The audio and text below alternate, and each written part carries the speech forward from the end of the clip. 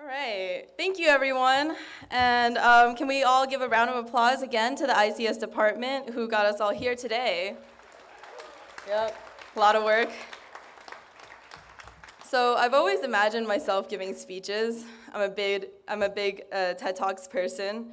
But as I was reviewing the past 4 years of my life at Duke, I found myself unsure about what to say. So I brainstormed for this speech on Myrtle Beach. For those of you who aren't familiar, this is a tradition where Duke kids partake in 3 to 6 days of sustained hedonism. So naturally, I thought it would be the perfect setting.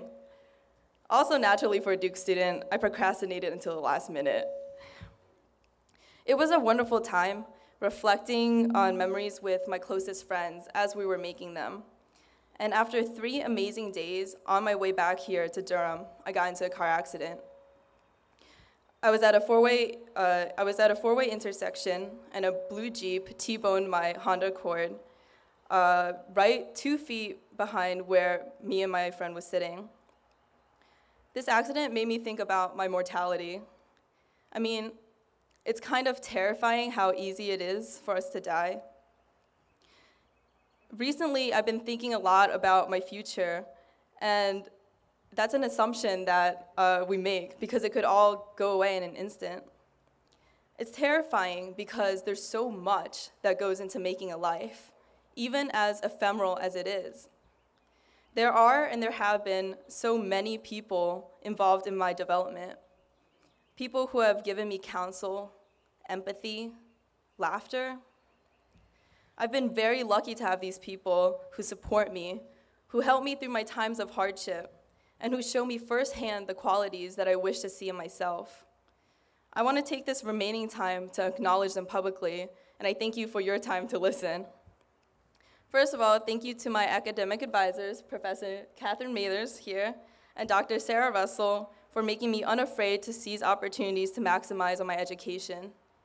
I want to thank Professor Robin Kirk for teaching me about the importance of remembering, Professor Eileen Chow for encouraging me to find pride in my Asian American identity. I want to thank Sarah Rogers, I think she's back there. Hey Sarah. Eric Barstow, Dean Rhodes, Emily Stewart, and everyone at the Franklin Humanities Institute for always being ready to be proud of me. Joanne Kong at the Center for Multicultural Affairs for supporting me as an Asian American leader.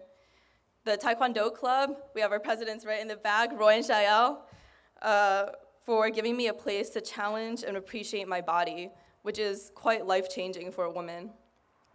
And Bars Life, hosted by Brownstone, for giving me a place to express my love for words and hip-hop music. I want to give a big thank you to all my friends, some of who are here today, and the rest who will watch this online. My roommate Jeannie, Roy, Lucy, everyone at Epworth, Karina, all my friends from the 845, for loving me through my good and my bad, and for setting an impossibly high standard for my romantic partners. Lastly, I want to thank my parents. They're in the back right over there. They have always given me everything that they had. Without this foundation of truly unconditional love, I wouldn't know about generosity and forgiveness, or loyalty and mercy. Ba, Ama, I'm so lucky to be your child, and I am so lucky that you gave me a lifelong friend, my sister, to share my life with. To all my peers in the audience, graduation is just one of our many achievements, and we will have many more.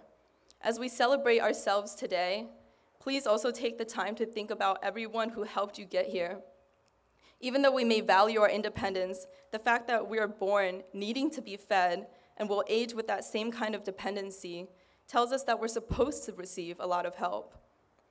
Looking toward my post-grad life, I want to live in a way that brings pride and joy to the people who have helped me. Ultimately, it's our relationships with others and ourselves who make us who we are, not our material wealth or social status.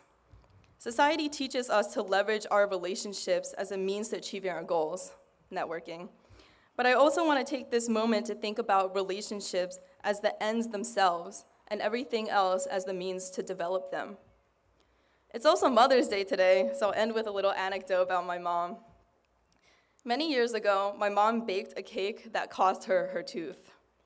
She was using the egg beater, and the whisk flew out and hit her in the mouth. And as unfortunate as this sounds, the cake tasted amazing. Luckily for my family, my mom continued to bake after that incident. And so even when her contributions have come at a cost that is at times unreasonably high, my mom has never stopped wanting to give. And I'll always remember that. I love you, Amma. Thank you. Congratulations to everyone who graduated today. Thank you all for coming out.